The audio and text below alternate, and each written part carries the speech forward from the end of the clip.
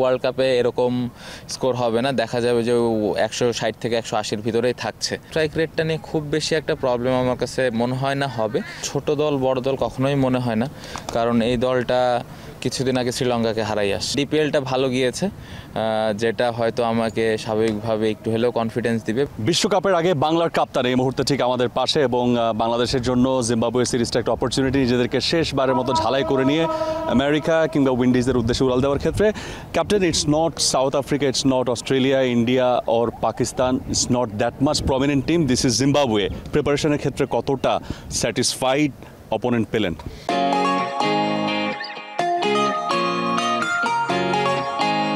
আমার কাছে টি-20তে ছোট দল বড় দল কখনোই মনে হয় না, কারণ এই দলটা কিছুদিন আগে শ্রীলঙ্কাকে হারাই আসছে। শ্রীলঙ্কা আমরা সবাই জানি একটা ভালো দল। সো প্রিপারেশনের দিক দিয়ে আমার কাছে মনে হয় না খুব বেশি ঘাটতি হবে, কারণ আমি বিশ্বাস করি যে আমাদের প্লেয়াররা যদি আমাদের যেই কাজগুলো ওইগুলো ঠিকমতো করতে পারে, তাহলে ওই কনফিডেন্সটা নিয়ে গেলে ওয়ার্ল্ড কাপে ভালোই করতে পারবে বলে মনে করছি।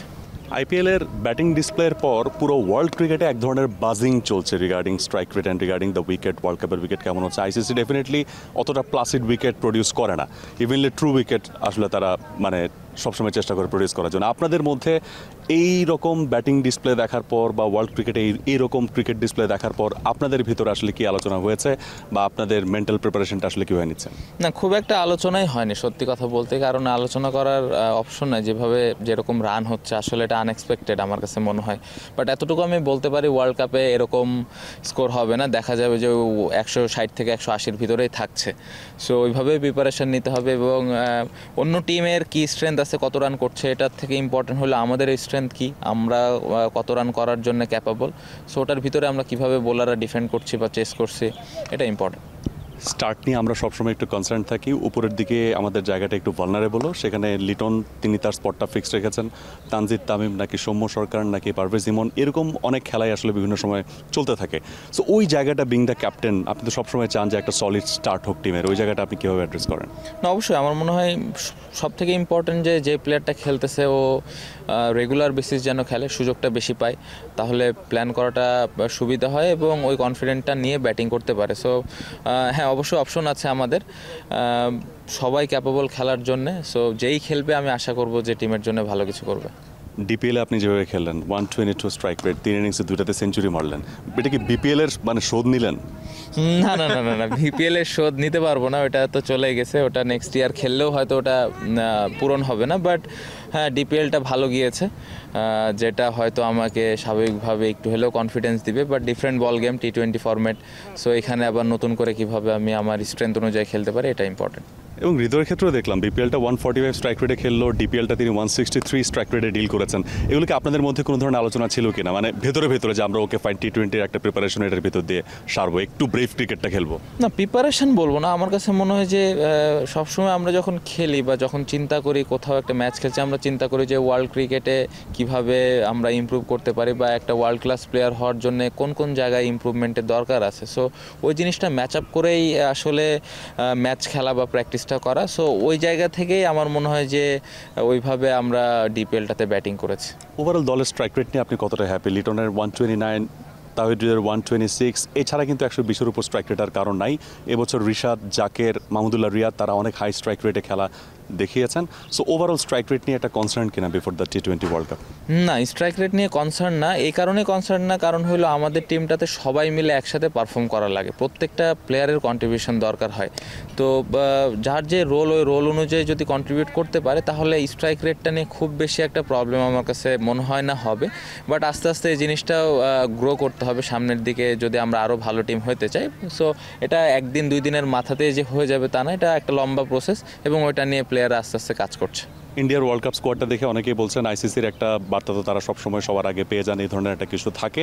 4 জন স্পিনার রেখেছেন, মেইন স্ট্রিম স্পিনার, সেক্ষেত্রে আপনাদের ভাবনাটা কি চলছে? ভাবনাটা আসলে আমাদের, আমি একটু আগেও প্রেসে বলছিলাম যে আমাদের পেস এবং স্পিনে এনাফ অপশন আছে। সো আমরা স্কোয়াডটা খুব কমফোর্টেবলভাবে সাজাইতে পারবো, আমাদের যে জিনিসগুলো প্রয়োজন হবে আমরা, আমাদের কাছে সব অপশনই আছে। সো ওইভাবেই আমরা সুন্দর একটা টিম নিয়ে যেতে পারবো। হু ইজ ইউর কি বোলার? ওই পার্টিকুলার ডেতে যে ভালো করবে ওই আমার জন্য কি বলার, কারণ টি-20তে আমি কখনো ওইভাবে চিন্তা করি না যে এই আমার মেন বলার, কারণ ওই দিনটা তার জন্য খারাপ যেতেই পারে। সো প্রত্যেকটা যেই 5-6টা বোলার থাকবে সবার ওপরে সেম ওই বিশ্বাসটা আমার আছে। ক্যাপ্টেন মাই লাস্ট কোয়েশ্চেন, এই সিরিজে কোন জায়গাটা টিউন করতে চাইবেন, যে জায়গাটা মনে হয় যে বিশ্বকাপের আগে আমাদের এই জায়গাটা টিউন করা উচিত? ওইভাবে আসলে স্পেসিফিক একটা বলা মুশকিল, বাট আমার মনে হয় যে লোয়ার মিডল অর্ডার বা লোয়ার অর্ডারে যদি আমরা ভালো ফিনিশ করতে পারি তাহলে একটা ভালো দিক হবে। আর একটা জিনিস বলতে চাই, পেস বলাররা কত ভালো আমরা বল করছি, কত ভালোভাবে তাদের স্পেলগুলো শেষ করছি। Thank you so very much for talking to T Sports and best of luck for this series. Captain Najmul Hossain Shanto তিনি কথা বলছিলেন। এই সিরিজটা বাংলাদেশের জন্য খুবই ইম্পর্টেন্ট, তাতে কোনো সন্দেহ নেই, এবং সেই সঙ্গে যিনি দলটাকে লিড করবেন, ক্যাপ্টেন, যিনি পুরো বিষয়গুলোকে যার মাথায় রাখেন, যিনি সব ডিপার্টমেন্ট নিয়ে ভাবেন, তার জন্য আরও বেশি ইম্পর্টেন্ট। কারণ দিন শেষে এই দলটাকে নিয়ে তিনি আসলে বিশ্বকাপের মঞ্চে যাবেন, বিশ্বকাপ খেলতে যাবেন, এবং সেখানে দলের সেরাটুকু বের করে আনার যে দায়িত্ব সেটা পুরোপুরি তার উপরে। অনেকগুলো জায়গা রয়েছে যেগুলো কনসার্ন, যেগুলো আপনারা জানেন, আমরা জানি, যেগুলো নিয়ে প্রায়শই আলোচনা হয়, এবং সেই প্রসঙ্গে অনেক প্রশ্নই আমরা শান্তকে রাখলাম। সেই কনসার্ন জায়গাগুলো বাংলাদেশ এই জিম্বাবুয়ে সিরিজ থেকে কতটা ফাইন টিউন করে তারা ইউএসএতে যাবে, ইউএসএর সঙ্গে একটা সিরিজও আছে, সেখানেও বাংলাদেশ খেলবে, এবং তারপর ইউএসএতে 2টো match and followed by West ইন্ডিজে বাংলাদেশ খেলতে যাবে। সো এই সময়টাতে বাকি দলগুলো যেভাবে তারা দল ঘোষণা করেছে, এবং সেখানে যে ধরনের মার্কাটারের ব্যাটার কিংবা ইম্প্যাক্টফুল বোলাররা রয়েছে, সব কিছু মিলিয়ে বাংলাদেশ সেখানে কতটুকু ইম্প্যাক্ট রাখতে পারবে, কতটুকু প্রস্তুতি এখান থেকে সেরে সেখানে আসলে ভালো পারফরমেন্স দেখাতে পারবে, সেই আগ্রহ এবং প্রশ্ন সম্ভবত সবারই এই মুহূর্তে রয়ে গেছে। প্রস্তুতি ভালো হোক, টি-20 বিশ্বকাপে বাংলাদেশের পারফরমেন্স সবাই ভালো দেখতে চায়, সেখানেও বাংলাদেশ ভালো খেলুক, আমরা অন্তত এই প্রান্ত থেকে তেমনটাই প্রত্যাশা করছি। চট্টগ্রামের জহুর আহমেদ চৌধুরী স্টেডিয়াম থেকে Mahfuz Alam, T Sports. For more updates, subscribe to our YouTube channel and click on the bell icon. Follow us on Facebook and Instagram. Download T Sports app to enjoy exciting games and highlights. Visit tsports.com.